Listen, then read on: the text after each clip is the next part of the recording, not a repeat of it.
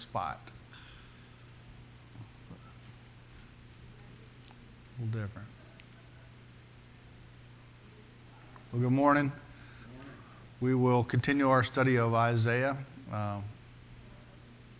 That's it. We're going to continue our study of Isaiah. I got nothing to say about that, I guess.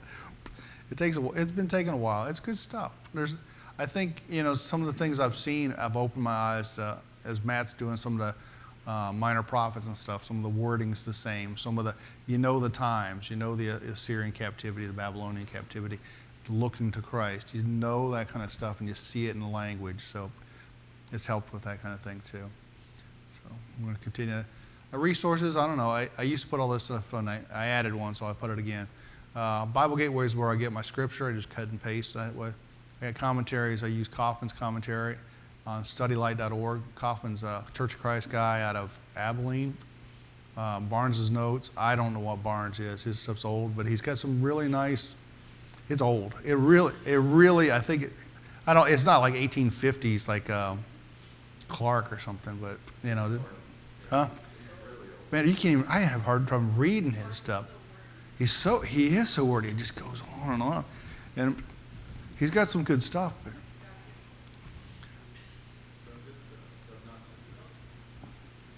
yeah, is it Garvey that did the Fourfold Gospel?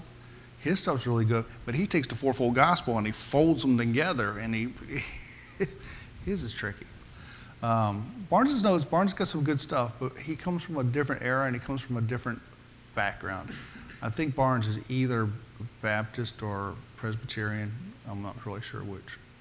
So sometimes on a certain thing you can see the direction his faith would take him, and not necessarily in accordance with what mine does. So he's got some. I take what's good and I'll leave what I don't think jives.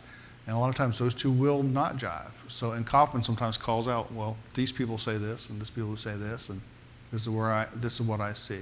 And I also use today some Gospel Broadcast Network, and they have commentaries by a guy named Bob Winton. Those weren't too bad. I worked on that. Also continued to use that.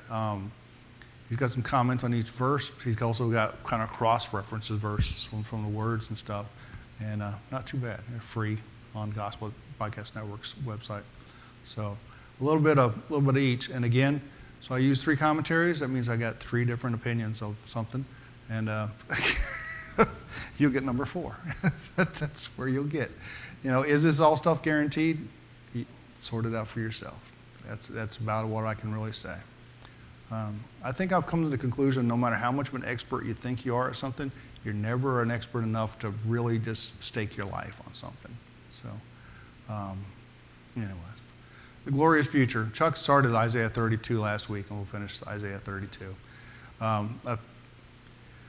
Behold, a king will reign righteously, and officials will rule justly. Each will be like a refuge from the wind and a shelter from the storm, like streams of water in a dry country, like the shade of a huge rock in an exhausted land. Then the eyes of those who see will not be blinded, and the ears of those who hear will listen, and the mind of the rash will discern the truth, and the tongue of the stammerers will hurry to speak clearly. And Chuck covered this one real well last week. I added this other thing here, a little historical time frame. At this point, Assyria is either about to be destroyed or has been destroyed, depending on who you talk to. And quite honestly, it probably doesn't really matter. But that's the time frame that you're in. And I like to note that Zedekiah was the last king in Israel. After Israel returned to their homeland in 536 BC, they never had another king. Isaiah promises a righteous king, the Messiah, and that's really what we're looking at with this. Again, if you look at some of the other things, Barnes, he takes that as, he does not take it as that way. He takes it as coming back from Babylon and setting up a king there, and he's got a whole different take on it. No. And that's where some of it does get tricky. You got to have the background's key. I mean, you just dive in, you take one guy's word, you're probably not going to get it. But yeah, this is where we were at. This is a prophecy of, the righteous king. Even though the kings of Israel, some are good, some are bad. None of them perfectly righteous. That's really the key to that, of seeing who that is. So these words go towards looking at Christ. Yeah. You also had on there, and officials will rule justly. And you asked the question of who the officials are in the kingdom of Christ. And that comes into play later. So who are the officials who rule justly in the kingdom of Christ?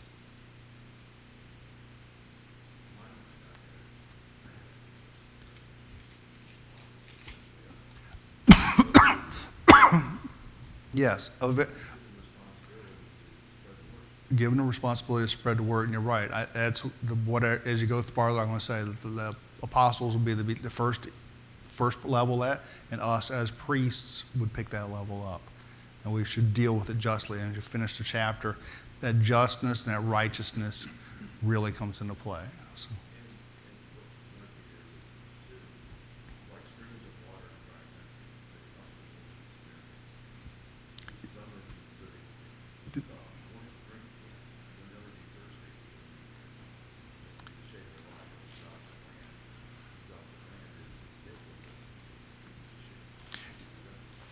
Yeah, That's what steered me towards that. You're right. I like that. The symbolism, the streams of water in the right country, as Jesus talked to a woman in Samaria, and he offered her water where she never thirst, and the shade of a huge rock, the rock being Christ himself, the world being just the world, the desert, an exhausted land. You see these little signs, and like I say, you could spend a whole class just on probably just those couple verses right there and expound on each one of those little sections of it and really see it even more clear as you go. And what's nice is we've had 2,000 years, we had a million people looking at it. Computers have made things nice. You can compare the text and look for key words and stuff like that. It's a neat way. There's things that will continually evolve with that. Picking up verse 5. No longer will the fool be called noble or the rogue be spoken of as generous, for a fool speaks nonsense and his heart inclines towards wickedness. To practice ungodliness and to speak error against the Lord, to keep the hungry person unsatisfied, to withhold drink from the thirsty. And Chuck did this last week, but I just thought I'd start there. It wasn't a really good place to start anyway. What's the biblical definition of a fool? Says in his heart there's no God. Says in his heart there's no God. Says in her heart there's no God. So yeah, there's no. It's just him. Susan says women would never fall for that trap. It's just a him. Yeah, the biblical definition of a fool is a man. She goes, but it doesn't say anything about women. All men are liars, so it doesn't say anything about women.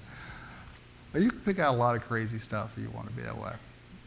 All right, so the biblical definition of fool, and we're going to go to Psalm 14, verse 1 through 3. The fool has said in his heart, there is no God. They are corrupt, they have committed detestable acts, there is no one who does good. The Lord has looked down from heaven upon the sons of mankind to see if there are any who understand, who seek God. They have all turned aside, together they are corrupt. There is no one who does good, not even one. So as Susan has prophesied, the fool has said in his heart, there is no God. So there you go. What is the basic premise of a fool works? What's the basic premise that a fool works from, and what path does that person then choose? Evil is really, the person who says there is no God, and the path they take is just, it's evil. You have to be your own God. If there's no God, you're the God. I got to eat, drink, and be merry because tomorrow may never come. Take care of number one. That's the old line. It is, watch out for number one. Do unto others before they do unto you. Yeah. The man with all the gold makes all the rules. That's the golden rule. That's, there's a world of worldliness in there. So what's the result of being a fool? What's the result of knowing, not just saying, but knowing there is no God, living that out?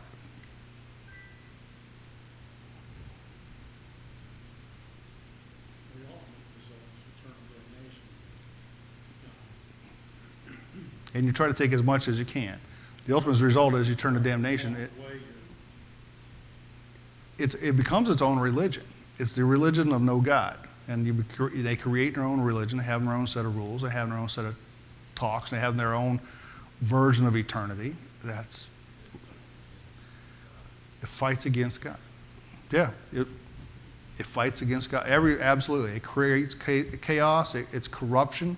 The version of, corrupt really means, it's not like a politician, it's more like rust. It's more like rot on wood and stuff. That as things become corrupt, they just become less and less of what they were designed to be. So that kind of a corruption. Michelle, you're a science teacher. How much stuff can you put into water before it stops being water? How corrupt can you make water before it's not? It doesn't take much, does it? But yeah, solutions and mixtures. If it's compound, it falls out kind of, but everything else, it just becomes different. So that the world's kind of that way too. Proverbs 1:7, the fear of the Lord is the beginning of knowledge. Fools despise wisdom and instruction. Proverbs 1:22, how long, you naive ones, will you love simplistic thinking? And how long will scoffers delight themselves in scoffing, and fools hate knowledge? Proverbs 1:30-33, they did not accept my advice. They disdainfully rejected every rebuke from me, so they shall eat of the fruit of their own way, be filled with their own schemes. For the faithfulness of the naive will kill them, and the faithlessness of the naive will kill them, and the complacency of fools will destroy them, and whoever listens to me will live securely and will be at ease from the dread of evil. So what are the common characteristics of a fool?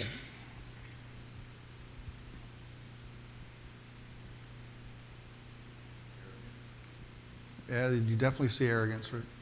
What's that? Hard-headed, hard-hearted. Nope, they don't take advice, instruction, wisdom. They're self-centered. They are. You're right. Some of the greatest scientists are atheists, and some of the greatest scientists we have are not atheists too. So, yep, a little bit of. It is. Don't try to categorize everybody. That's actually that's a fool's trick right there. You group in everybody into one thing.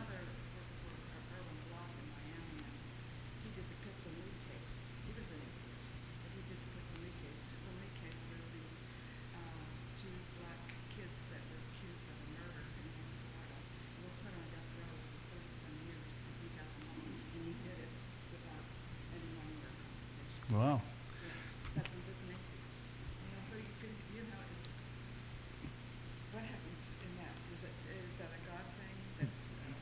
Could it be God uses people that don't believe in Him at all? I mean, we see as we're looking at the Syrian captivity, He uses Sennacherib. As you look at Babylon, you start looking at Nebuchadnezzar. You know, He uses ungodly people for His godly purpose.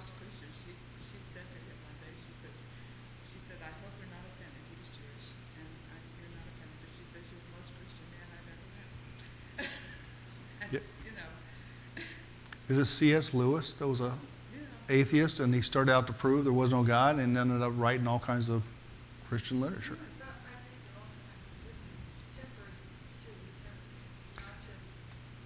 Not one act.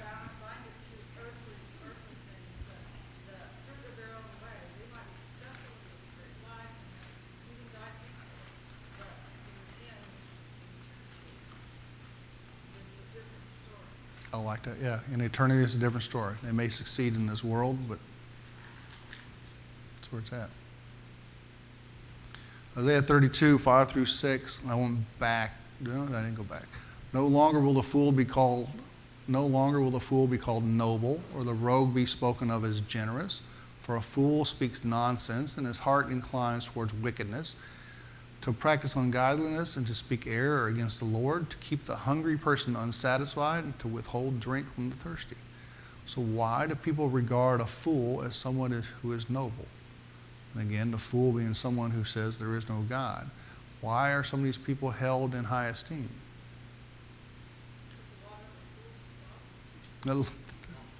Yeah, a lot. they yeah. That'd be the fool that follows an idol, and like I said, it's,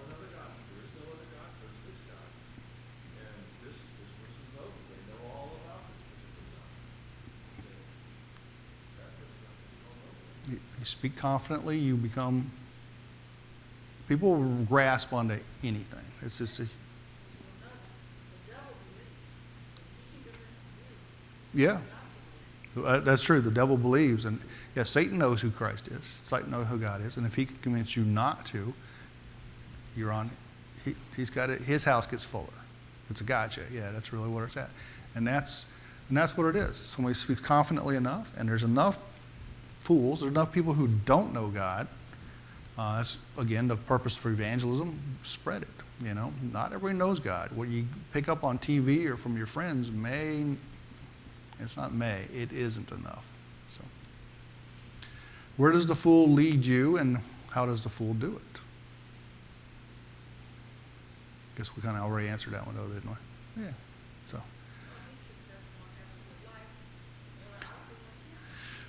Sure. He's successful. Yeah, that's. If he's successful, I want to be like him. And the world has their own definitions of success, and the money and the excesses that go with it. And if they ever release the Epstein files, I want to say you probably don't want to know what's in them. If they released everything that's in there, you don't want to know what the rich and powerful and the fools of the world really do behind the closed doors. What's that? Yeah. Oh yeah. The poor and abused, actually like that. I mean, there's some cases like that. You have the human trafficking, which are the poor, and they become the abused. And what looks cool becomes cool. So it doesn't pursue God in any form or fashion. What is the person who remains hungry and thirsty, seeking but not getting? What is the person who remains hungry and thirsty but not getting? Lost, probably.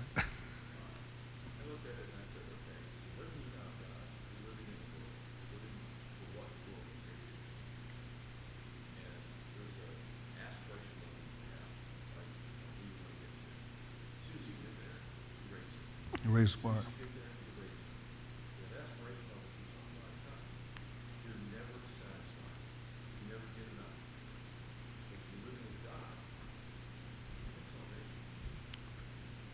There's no higher salvation. The worldly thing is, like you said, you get something. There's another bar. There's something more and something more and something more. Even the dopamine level, it brings on. You need more. You need more to feel good, and but with salvation, there's salvation. There's no higher salvation. There's no double salvation. There's no great, grand, or extra salvation.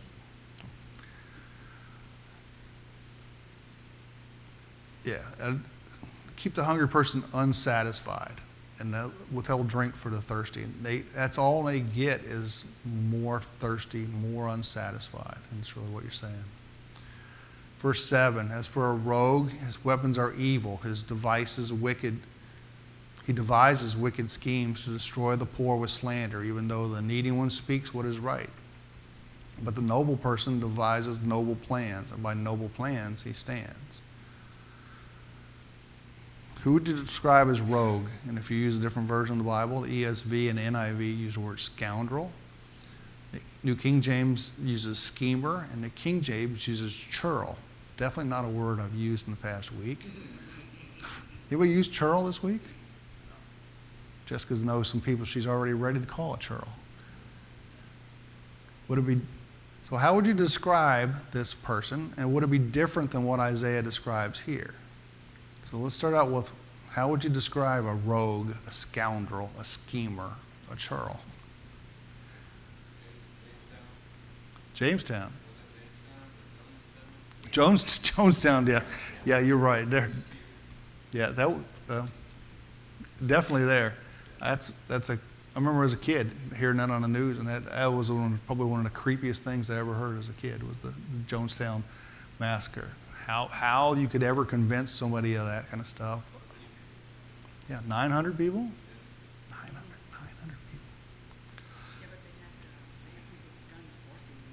people. Yeah. It didn't matter how there was no win. But they followed a man. They followed a man instead. They trusted a rogue. They trusted a scoundrel.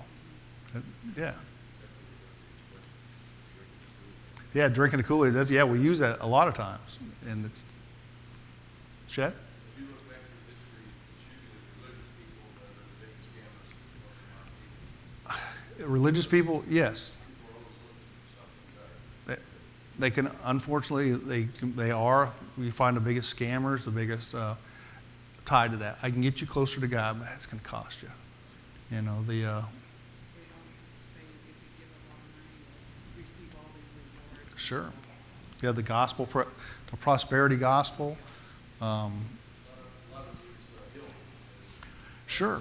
What you wouldn't give to be healed? You know, that's the honest truth. It's, yeah, what you wouldn't give. What the money on, the money you have. Christ's early ministry was the healing ministry. They literally drug people to have him touch them to get healed. If it was just that easy, and we'd love to have that kind of thing. That's another one. They had a guy on the news a couple weeks ago that had bilked people out of $5 million with the churches, and one of those being Tampa or something. But yeah, unfortunately, and it gives the all church. It gives the church a bad name because somebody is bad. You know. They find a person for everyone to be against. And so they bring people together by pointing their fingers at a group in society or a group. And we see many, many powerful people do that.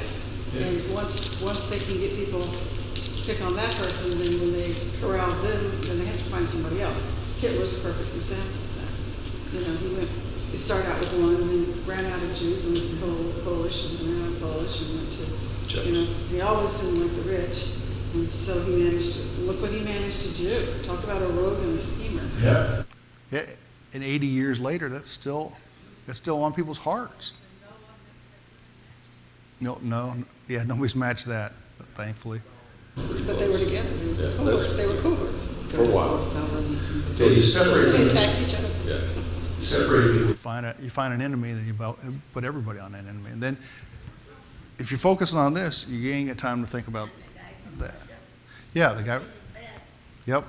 Stalin and Hitler, both of them combined, millions of lives lost. Russia's bad because they're fighting all over the place. Times. You had the schemers with slander, to me, fit in the mind. They'd have somebody they'd hire to witness against somebody else to accuse them of something. And when they put them in jail or did whatever, they could take everything away from them. And that was rampant. That was, Christ, the times that he went in Jerusalem, what did he do with the money changers? Yeah. They were taking advantage of the poor. The slander to say, your money's not good enough, this money's what you got to have. And he called that out. Like I said, a lot of times, Christ called that out. The poor will always be there, and B, need taken care of. They're the easiest ones to trample underfoot. They don't have defenses. And like I said, the Romans did that, but the Sadducees and Pharisees did that. They trampled the poorest of the poor. They created their own laws to get around helping people like that. Yeah. That's what you see. Why would a rogue, a scoundrel, a schemer, a churl want to destroy the poor with slander? What is slander? Yeah, false accusations, like you said, put them as the enemy. Put them as the enemy. Quite honestly, if you watch the news, you can probably find the enemy, that it's, the same kind of thing is happening. I don't know that it was I don't know. I don't know what the device behind it is, but it's, you see it. And I don't know that I'll definitely say that's not right. Some of the things that are being done, I won't get into politics. You'll find it. particularly that destroyed the poor, was the man who owned the property that Ahab wanted and wouldn't sell it. And so Jezebel went and had people accuse him of certain things. They could put him in prison and took what he had. That was an example. The road there wasn't Ahab. It was Jezebel. Yeah. And I'll say it for the podcast, like I said, the property that Ahab wanted, Ahab wanted it. Jezebel got people to say bad things about the guy, and they were able to put him in jail and then take it. Did I summarize that right? Okay. Yeah, she's the rogue. So, go ahead, Chad. Isn't this kind of what's going on in our society today? Make the rich pay their fair share? Yeah.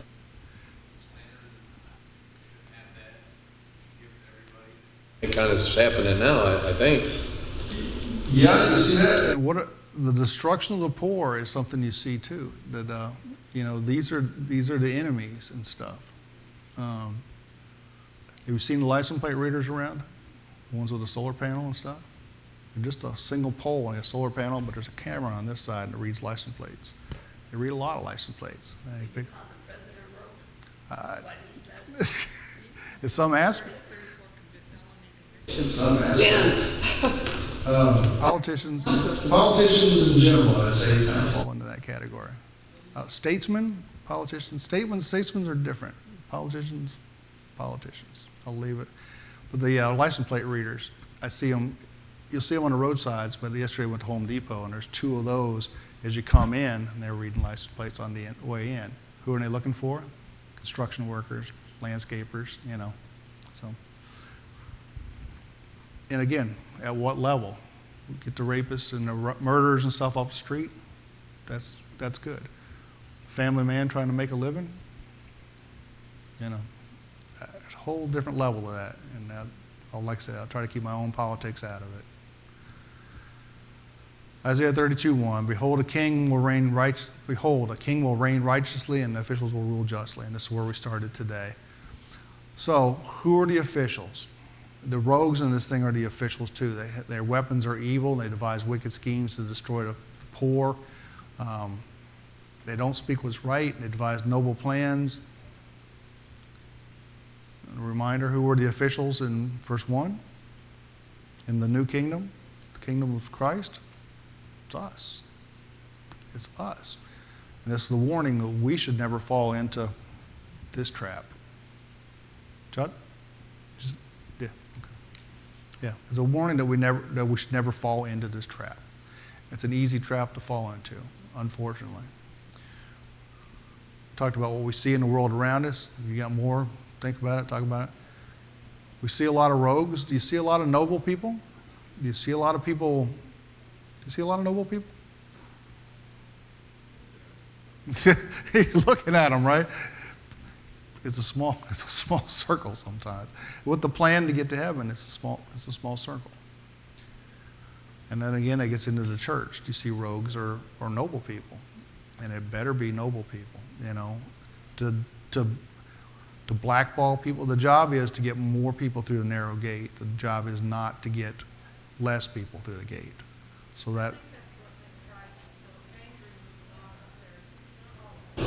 That they put obstacles. Their responsibility was to help people know the Bible and be with God.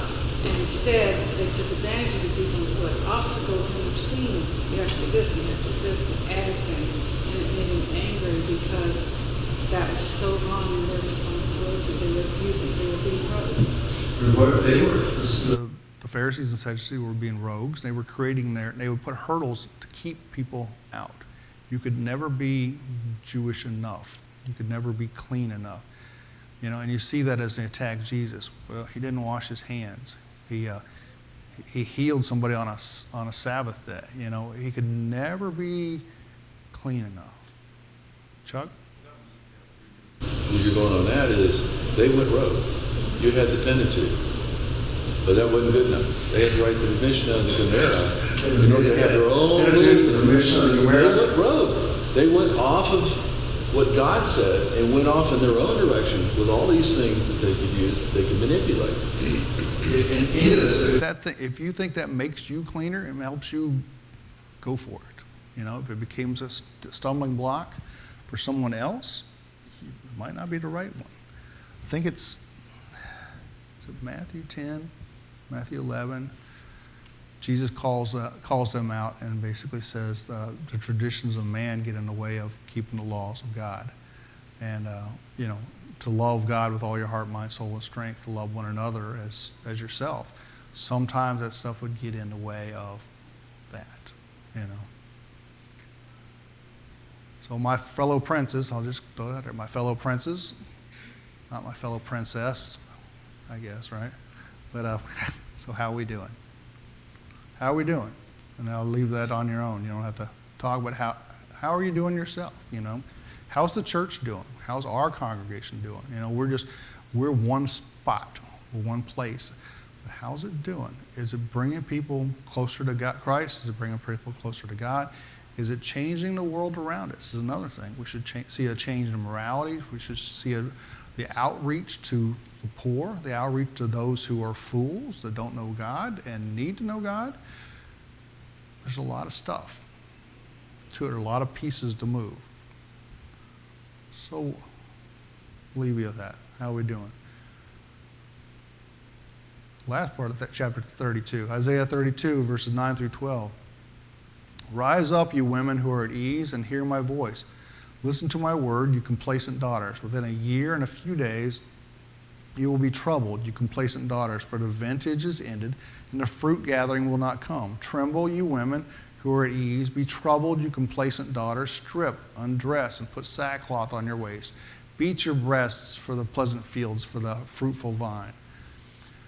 So T.K. Chain's commentary, and that was quoted actually in, I think that was in Kaufman. Anyways, I don't have his commentary. It's like it's in somebody else's commentary. Anyway, it speculates that Isaiah's prophecy was given at a public festival, that a group of women gathered, we may suppose, at a small distance from the rest, and testifying their indifference, perhaps by frivolity, received this address from Isaiah.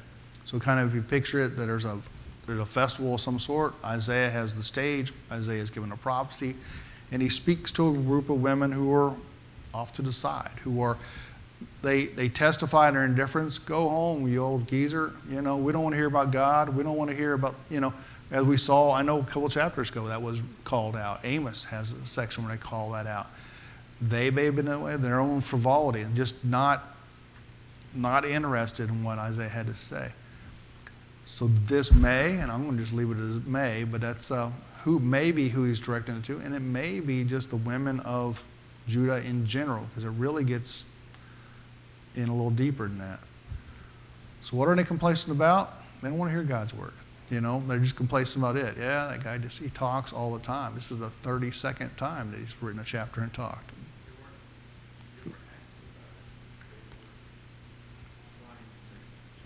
They weren't trying to make changes. Yeah. No, they didn't see any possibility of going wrong. But as we say, this is either the Syrian army has just been destroyed or is about to be destroyed.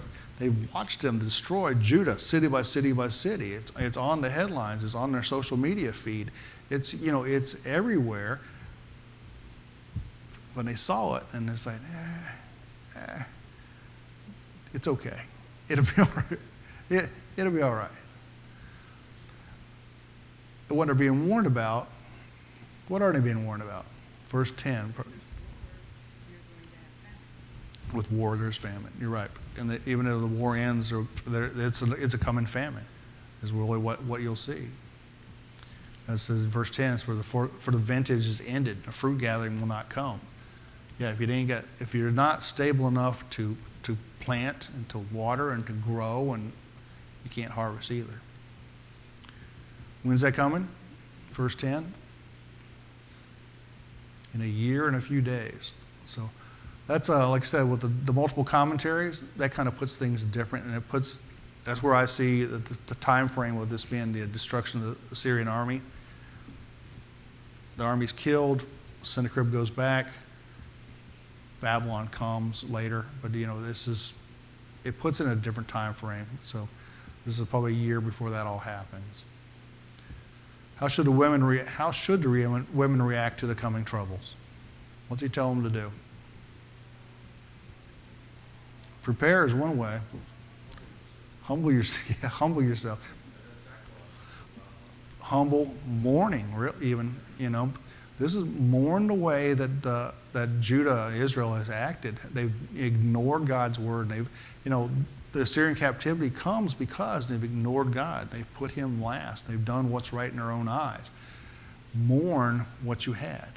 And that's where you, like you say, the sackcloth. Take off what you're wearing, whatever that is, the party dress. Put on sackcloth. Put on ashes. Act sad. Beat your breasts for the pleasant fields, for the fruitful vines. Cry. Pitch a fit over what you lost. That's where it's at. Be sad. Be depressed. Be sorrowful. Verse 13, for the land of my people in which thorns and briars will come up, indeed, for all the joyful houses and for the jubilant city. For the palace has been neglected, the populated city abandoned. Hill and watchtower have become caves forever. A delight for wild donkeys, a pasture for flocks, till the Spirit is poured out upon us from on high, and the wilderness becomes a fertile field. And a fertile field is considered as a forest. What are the thorns and briars that come up in the land of God's people? In one aspect, it's that famine that comes. But in another aspect, it's a spiritual thing.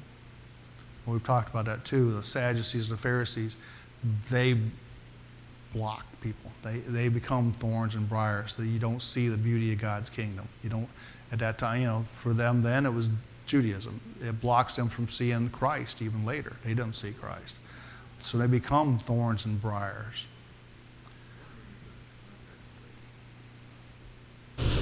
Parable of the sower. The thorns and the briars were the cares and everything of the world. Cares of the world, yeah. That just take over and pull you away from God. Yeah. And in the beginning of this chapter, it was talking directly about the kingdom of God, and it'll pull us away. These 3 verses have a ton in them as far as symbolism and stuff that you could. Just doing away with everything is to get rid of the distractions from what the purpose. As a matter of fact, it would put on the sackcloth so it would get away from the distractions of that. Focus on that. Yeah, exactly. Focus on that. I like that. So what's the palace in verse 14? What's the palace or the city that's abandoned? From the physical standpoint, it's Jerusalem is what it's going to be. As you see with Assyria is over, Babylon comes, it's going to be Jerusalem. It's going to be all of Israel, really. But spiritually, what is it?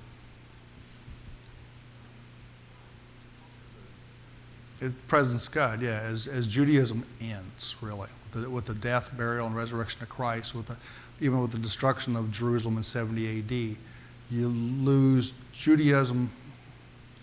People have no touch with God anymore. There's no temple. There's no worship. There's no God. There's gods there, but they lost track of God. It becomes the kingdom of God is empty, and it's ripe for Christ to come. How will the palace or city be repopulated? It's Christianity. The land become fertile. It's Christianity. It's not when they come back from Babylonian captivity, and it's not under Roman captivity by any means, and it's not today. But it is the church. It's not physical, it's all spiritual.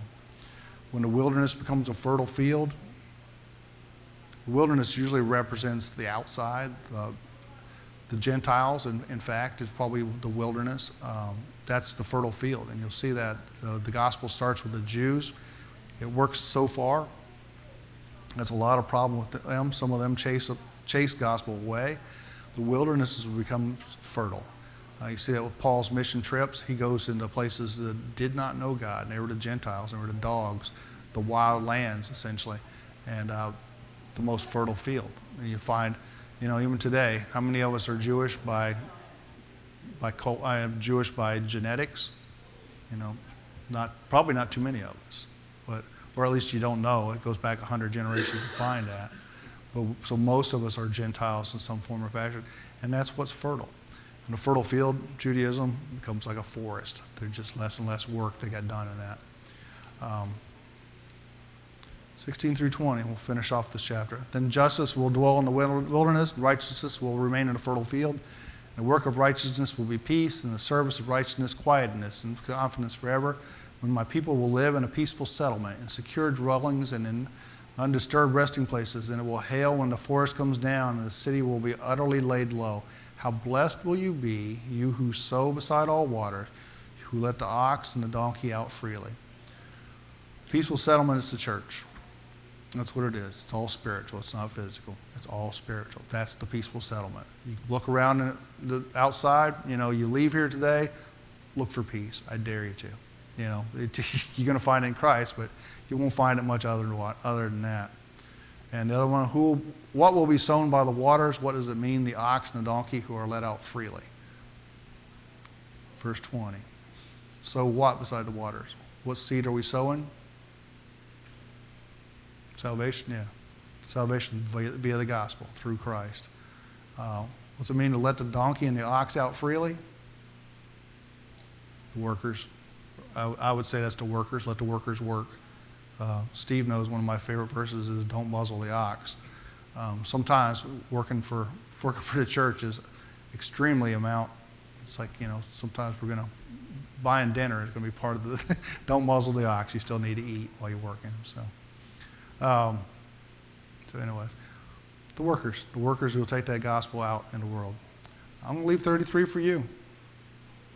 I only did one verse anyway. It's not bad. I'll send that to you but you probably already got it. Basically, I see it as Sennacherib's army being destroyed, Sennacherib running back home.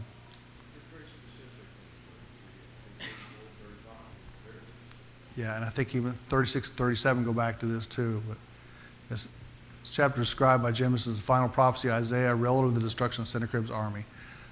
They're destroyed, and you see that in this.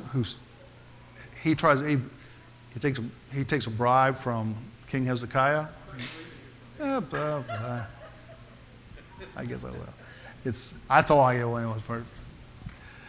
Yeah, I'll leave it to you. But I think it goes back to what we've studied, and you'll see God's hand in that. So thank you all.